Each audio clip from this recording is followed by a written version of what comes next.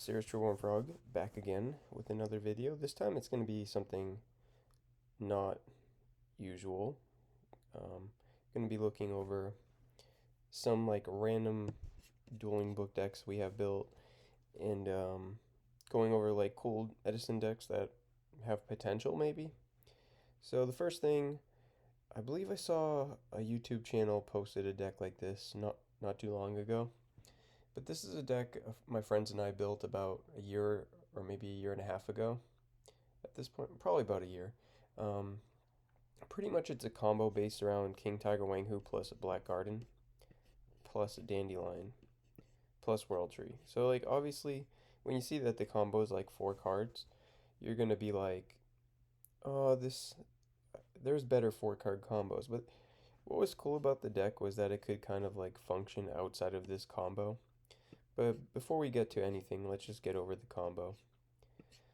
So if you have a World Tree plus Dandelion plus King Tiger Wanghu, or just like a World Tree with 3 counters on it to summon the Dandelion, plus a Black Garden, that creates like uh, nearly an endless loop with.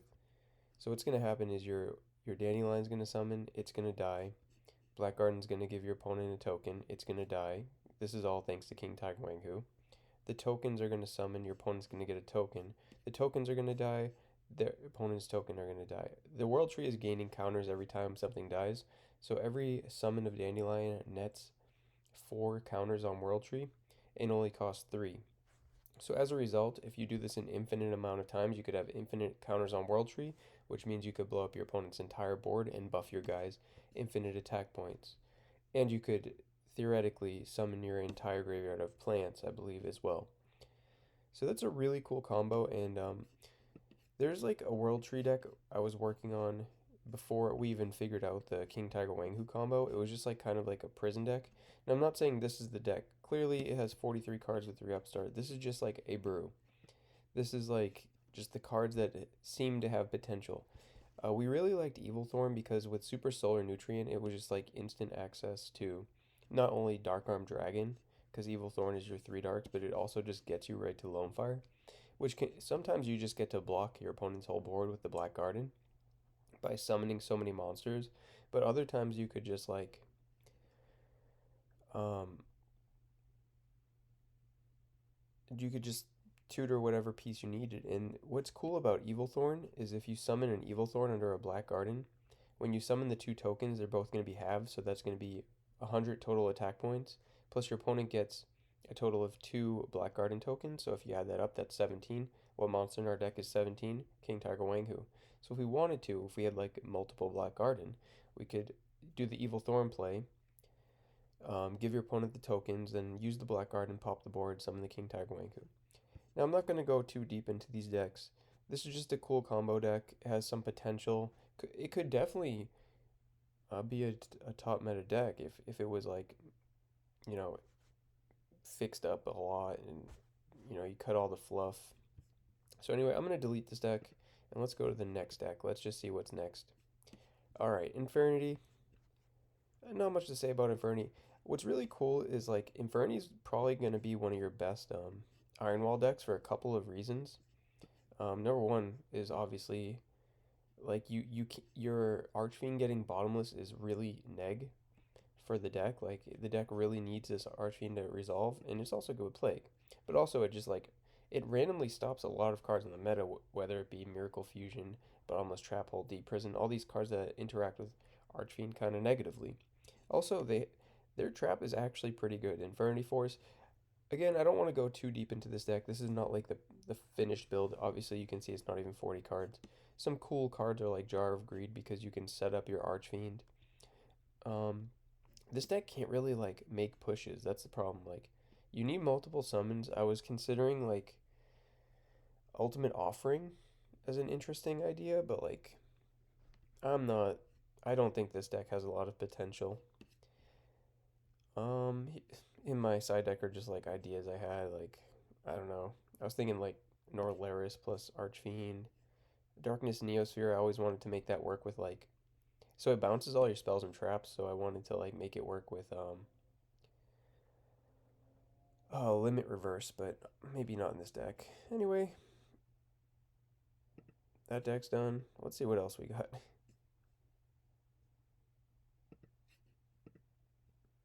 All right, the next deck.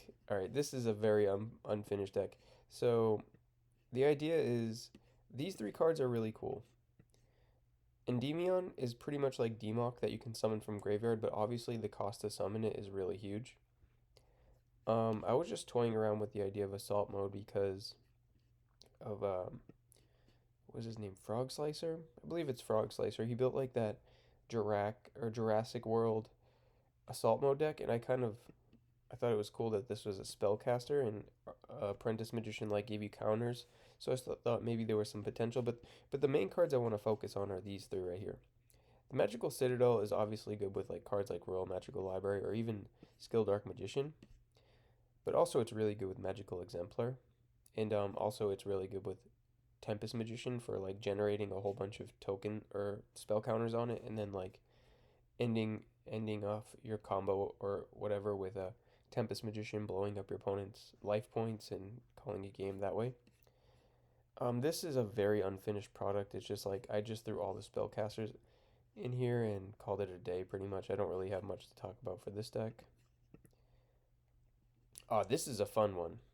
So this deck is based around Generation Shift. Shout out to Joe's brother for trying to make this work, and he's like, let's make this card work, and I kind of found some cards that got destroyed, and we worked together to build something around the lines of this. Now this is kind of a finished product. I would obviously make it 40, but like some cool interactions are like you Generation Shift inherently it's a pretty -1 or -2 card, right? But what's cool about it is you get to destroy like you can run some cards that you can destroy and get effects like Gigastone Omega, which will be a heavy storm, and you get to search another one, I believe, right? Add it from your deck to your hand. So you can like summon a Gigastone Omega, um, Generation Shift it, blow up your opponent's back row, and then you get another Gigastone. And you know what level it is? It's level 5. What does X Saber struggle with? It struggles with um, having like a bunch of tuners that do nothing, and they're level 3. So 3 plus 5 is 8. That's pretty good. Um, Also, like Generation Shift is really good with X Saber Garsum, which says when it's destroyed, you can add an X Saber from your deck to your hand. This means you can tutor Fall Troll like at any given moment, and you also get like another Garsum to your hand. And on top of all that, it's also good with Fall Troll. Like you can summon your Fall Troll, use its effect, then you can Generation Shift it. It dies, and you can get another Fall Troll from your deck, summon it, use its effect. So like that's usually it's a kind of a big commitment to Generation Shift -1 just to search a Fall Troll to summon one more monster, but I mean, it could win you the game sometimes, right? So this is a really, really cool deck. I'm a big fan of this one. And as you can see in the side deck, there are some like cool ideas like Supe, but we'll get to that later. I am going to delete this deck. So this is what we call soup control. So another Joe's Brothers special. We're going to stick to the Generation Shift here, but and we're going to stick to the Gigastone Omega. But there are some fun tricks if you cut the X Sabers. You get to run like the Supe package, which is Supe, Oracle of the Sun, and Fire Ant Ascator, which all have like effects when they're destroyed. So potential like Generation Shift. This kind of strategy reminds me of Scraps from like Tengu format era, where you could run like Scrapyard or Scrapstorm or something like that, and get your destruction effects, but you also get to run Skill Drain, which is actually a pretty dang solid card in the meta. And yeah, let's just read these real quick. Oracle of the Sun, if it's destroyed, you can add a Fire Ant, Ascator, or Supe from your deck to your hand. And then Supe says when it's sent from the field to the graveyard by a card effect, special summon an Oracle from your deck, and if you do, double its attack. So if you Generation Shift this, you could summon Oracle. And this one's when it's destroyed by battle, you can target a level 5 in your graveyard, special summon it, effects negated, destroy it, send it to the graveyard during the end phase, and it's also a tuner. So, I mean, nothing crazy with this one. I honestly think the X Saber one's better, but this one has some cool tricks like you can spam level 8, so that lets you make like a Stardust and Skill Drain pretty easily. But yeah, that's a cool deck. And then ignore this. This was like for the cube. Ritual deck. So you get like We've been trying to make the Jin work in Edison for a while. I mean, this is not like anything crazy, but like something cool is Advanced Ritual Arts on Neos. You can Hero Blast it.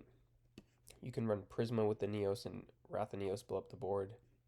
You can kind of like do Greffer, Garland off things, probably with like a Dark Arm. And you can set up your Jins that way. Another like, I think there's potential in rituals, but not necessarily any build like this at all. Um, yeah, like as you can see in the side deck, there's just like a bunch of junk. Let's see what's next. Okay, now we're getting to something spicy. Okay, this is a deck I was like working on for a while, and it's not necessarily like Knight of the Red Lotus. Like that's a cool card with Snake Rain in particular, which isn't even in this build right now. So you can Snake Rain send like 3 normal reptiles, and then obviously that activates Knight of the Red Lotus, and that's like 4k damage. But the main combo I was trying to make work was Alien Ammonite, Symbol of Heritage, Code A, Ancient Ruins. So if you can assemble like some kind of setup where you can get like this going, it's pretty much an infinite loop with Golgar. I never really got to an end board, but pretty much what you do is you like Snake Rain, you send 2 Ammonite and 2 whatever alien.